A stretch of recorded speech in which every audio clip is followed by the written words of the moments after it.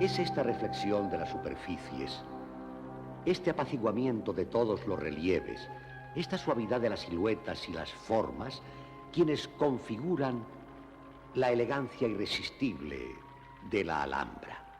El agua que cae y canta y que después se plasma y convierte en cristal y silencio. El agua que no tiene otro color sino el de aquello que ella contiene. El sol, la tierra, el cielo, también los árboles y las flores. Todo esto es lo que resume en la Alhambra este mirador de la Lindaraja, con los dos grandes arcos lobulados de su techo, los estucos vermiculados por la fermentación de la decoración, con sus dos ventanas gemelas, abriéndose sobre esa otra vegetación de las formas, la del jardín. La transición es de una dulzura infinita entre el interior y el exterior, entre la naturaleza y el arte. Y ya no existe el espacio cerrado, ya no existe el tiempo mensurable, sino un instante de eternidad vivida, un espacio sin límites, irradiando desde este minúsculo recinto o viniendo a concentrarse en él. La geometría ennoblece y sacraliza la materia. La recta y el arco nacen de un simple cordel para engendrar hasta el infinito el hexágono o la estrella, el pétalo o la ojiva. En su más pura forma matemática, la física también encuentra los mismos motivos de las estructuras más íntimas de la materia, evocando la presencia de lo trascendente.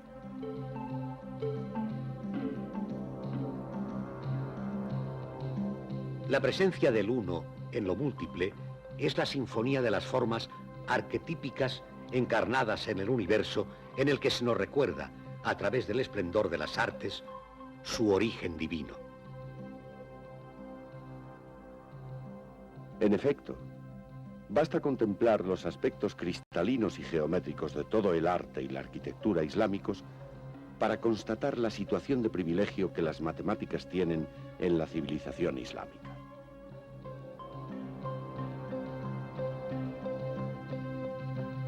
Es un amor por el número directamente conectado con la esencia del mensaje islámico, la unidad. Dios es uno. Así, el número 1 de la serie numérica es el símbolo más directo y comprensible de la fuente de todo ser.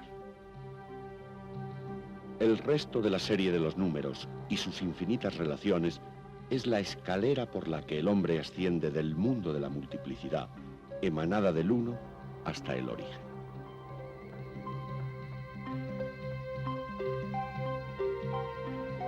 La ciencia de los números es la raíz de las ciencias, el elemento de la sabiduría, el origen de las ciencias divinas, el pilar del significado, el primer elixir y la gran alquimia. Pitágoras vivió en el siglo VI a.C. Sabemos de él que viajó durante varios años por Egipto y Babilonia y que luego se instaló en Sicilia, donde formó una orden o sociedad mística y científica. Se le considera el primer cultivador de las matemáticas con un enfoque aceptable para los científicos modernos.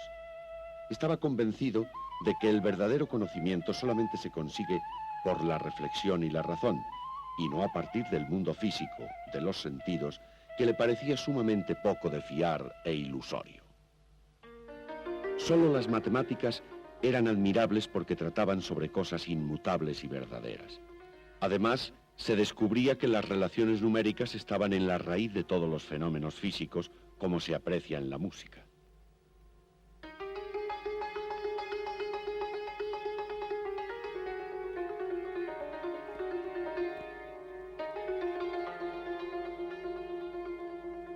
Pitágoras unió la geometría con los números.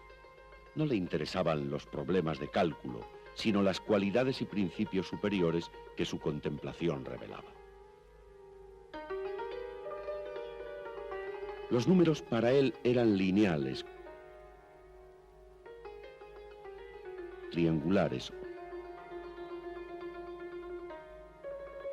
cuadrados,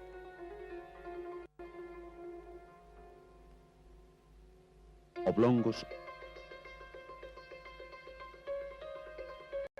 o cúbicos. En geometría se ocupó esencialmente de aquellas figuras que por su perfección le hablaban de ideas superiores. La trascendencia de Pitágoras ha sido enorme a través de los siglos, pues influyó poderosamente en Platón y consecuentemente en los miles de pensadores que siguieron el platonismo a través de los siglos. Al llegar el canto del cisne de la ciencia clásica, en la Alejandría helenística, las matemáticas ya suponían un importantísimo conjunto de materia netamente científica, con representantes tan sólidamente reconocidos como Euclides, cuyos elementos de geometría aún se estudian hoy día, siendo el libro de tema no religioso más traducido del mundo. Arquímedes, genial experto en calcular áreas y volúmenes de figuras. Y Diofanto, precursor del álgebra. Pero con ser enorme la aportación de los griegos a las matemáticas, nunca solucionaron un problema capital para el pleno desarrollo de esta ciencia. No lograron disponer de un adecuado sistema de numeración fácil, ágil y capaz de materializar complicadas operaciones. El Islam recopiló enseguida todas las obras griegas de matemáticas, pero además heredó todas las ideas desarrolladas en Mesopotamia, Egipto y, lo que es más importante, en Persia y la India.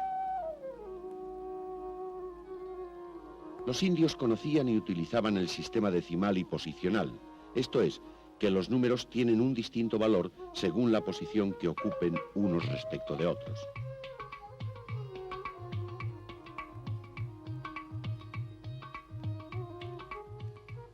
Además conocían el cero, con lo que su sistema, liberado de las letras del alfabeto y de otras fórmulas pseudonuméricas, era perfecto. Según Al-Biruni, los indios inventaron los números, ya que debido a la gran cantidad de alfabetos que se empleaban en su país, no podían utilizar ningún tipo de letras con un valor numérico generalmente admitido. Los árabes conocen los números indios a través de diversos compendios astronómicos llamados siddhantas, pero ellos les dieron otra forma, que es la que fue transmitida a Occidente y que se basa en el número de ángulos de cada cifra.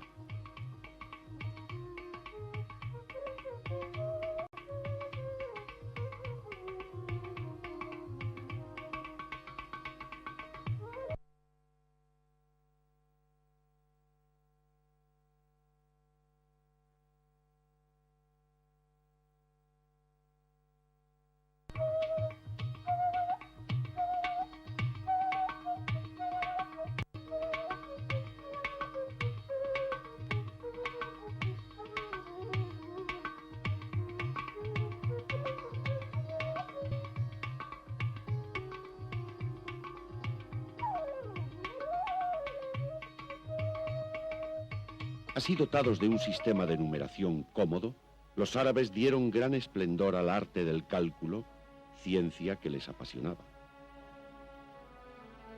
La obra más famosa en la que aparecen los números indoarábigos, por primera vez, fue escrita por el persa Al-Khwarizmi, bibliotecario jefe del califa Al-Mamún en Bagdad, alrededor del año 820. He confeccionado mi libro y en él he condensado en la ciencia del cálculo los elementos más delicados y las nociones más elevadas. Y es que en la práctica, las gentes tienen necesidad de estas nociones en operaciones relativas a herencias, legados, divisiones, juicios, transacciones comerciales y, en general, en cualquier operación que tenga como propósito evaluar una superficie, cambiar el curso de un río, trazar los planos de una construcción y otros métodos prácticos de cualquier clase y en todas las actividades.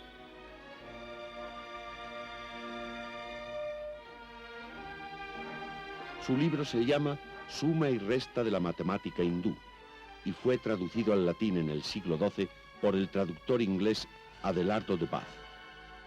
Este lo tituló Algorismi de Numero Indorum y causó una verdadera conmoción en Occidente.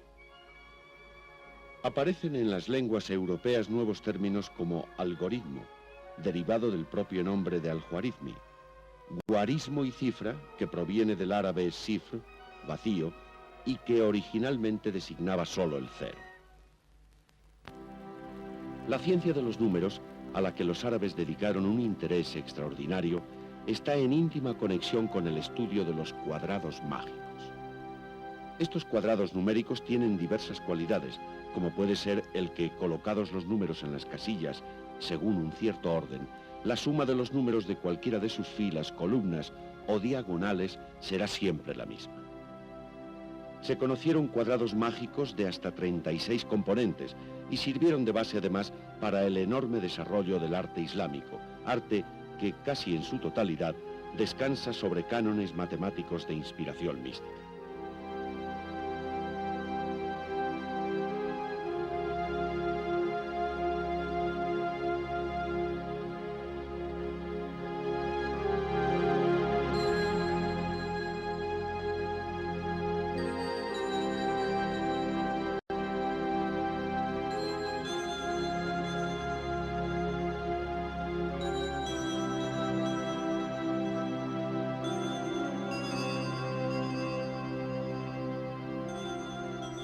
Para el Islam, estas rosas o estrellas geométricas son un puro símbolo de la realidad divina que en todas partes, en cada ser, es el centro, sin que ningún ser, ningún otro centro, pretenda ser él solo su imagen.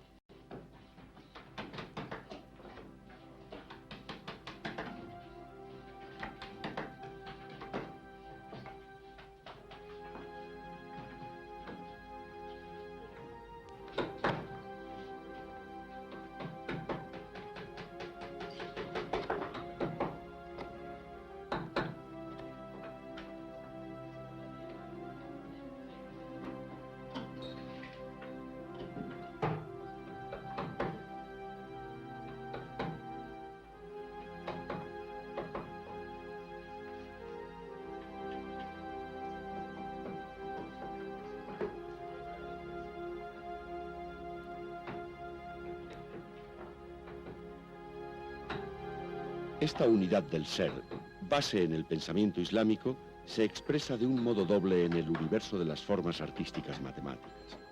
Al estar todas ellas trenzadas, enlazadas por la misma cinta, de la que no es posible encontrar su principio ni su final, y por la irradiación simultánea de la forma a partir de muchos centros.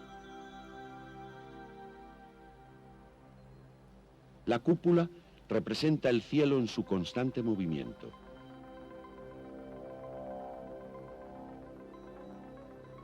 Los cuatro muros son el mundo terrenal dominado por los contrastes. Las muqarnas significan la transición de un mundo al otro, al cuajarse el éter líquido del cielo en sólidas formas terrenales. La muqarna es como un corte dado en la realidad, una sección en la trama matemática del universo.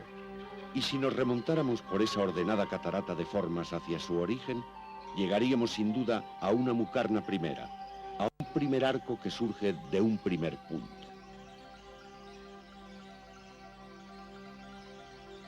Es una perfecta representación de la multiplicidad y la emanación que, viniendo desde un primer punto lejano, nos envuelve en su exquisita y patente infinitud sugerida. Al-Biruni escribió numerosos estudios sobre los cuadrados mágicos y las series numéricas a que daban lugar, El más conocido es el célebre problema del tablero de ajedrez. El inventor del ajedrez fue llamado por el rey, a quien se lo había obsequiado, para serle concedido en reconocimiento todo lo que pidiera. El inventor pidió que se le diera simplemente la cantidad de grano que vendría establecida al depositar un solo grano de trigo en la primera casilla, 2 en la segunda, 4 en la tercera, y así sucesivamente, doblando el número anterior de granos de casilla en casilla hasta completar las 64 cuadrículas del tablero. El rey aceptó la petición de buen grado, estimándola como humilde y comedida, pero pronto se dio cuenta de que no habría grano suficiente en todo el reino para satisfacer la demanda. Este problema, cuya exposición es típica de los textos científicos islámicos, fue resuelta por Al-Biruni. Con notación moderna, la fórmula que expresa la solución es: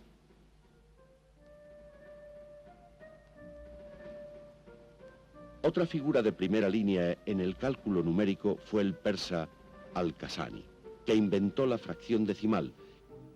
Hizo un cálculo muy preciso del número pi, construyó la primera máquina de calcular conocida y fue el primero en resolver el binomio de Newton, varios siglos antes de que apareciera Newton.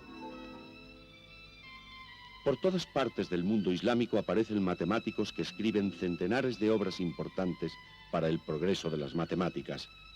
Los hermanos Musa, David Ben Qurra, Al-Din al-Tusi y el célebre poeta Omar Khayyam, cuyos trabajos en álgebra seguirían los célebres algebristas italianos del siglo XVI, Tartaglia y Cardano. Las matemáticas ocupan una posición privilegiada en la civilización islámica como resultado del énfasis que hace la religión islámica en la doctrina de la unidad, a la que se alude constantemente en el arte sagrado, que da forma al pensamiento abstracto de la tradición islámica.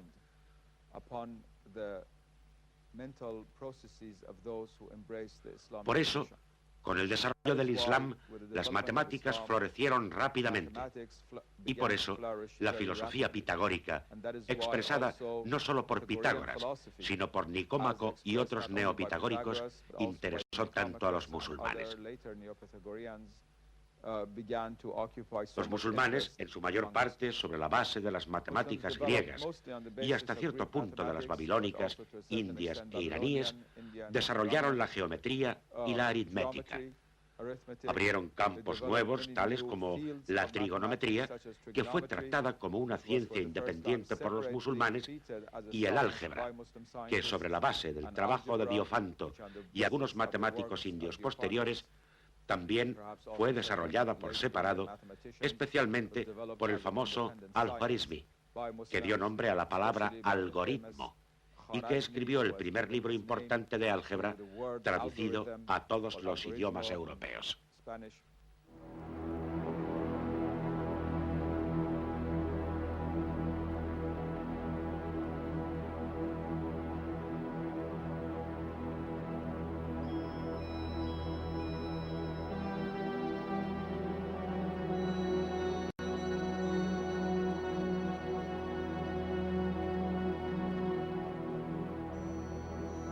Este es el resumen de las aportaciones árabes a la ciencia matemática. Además del uso de los números, que prácticamente les hace fundadores de la aritmética, hicieron del álgebra una ciencia exacta, sentaron las bases de la geometría analítica y dieron un cuerpo de ciencia a la trigonometría, plana y esférica. Organizaron el saber, aclarando y simplificando los conocimientos, pero además supieron extraer de las matemáticas, anteriormente casi exclusivamente una ciencia especulativa, sus usos prácticos.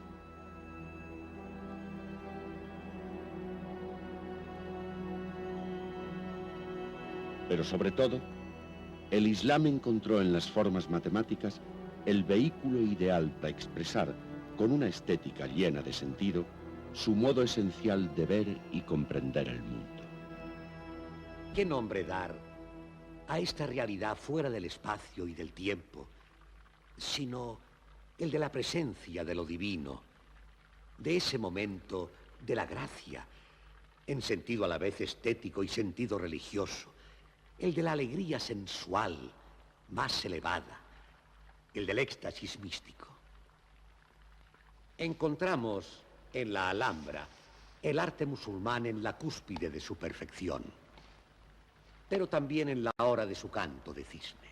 La Alhambra, como todas las grandes obras de la fe, es solamente un signo anunciador de la belleza prometida.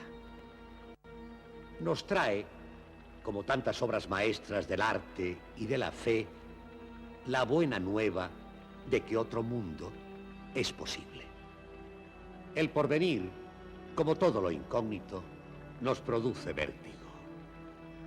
Pero la Alhambra, en la que se expresa la esencia de la estética del Islam, despierta en nosotros un vértigo bienhechor.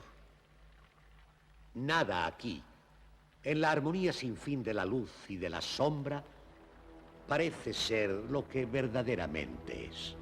Somos transportados a otro espacio y otro tiempo, cuya estructura y ritmo nos sitúan en el dominio de otro mundo, de otra vida diferente y más alta. Así, se nos transmite el mensaje último del arte musulmán, el de la fe en la unidad de un mundo en el que lo invisible solo puede ser descifrado a través de los signos visibles, sin que uno reduzca a otro jamás.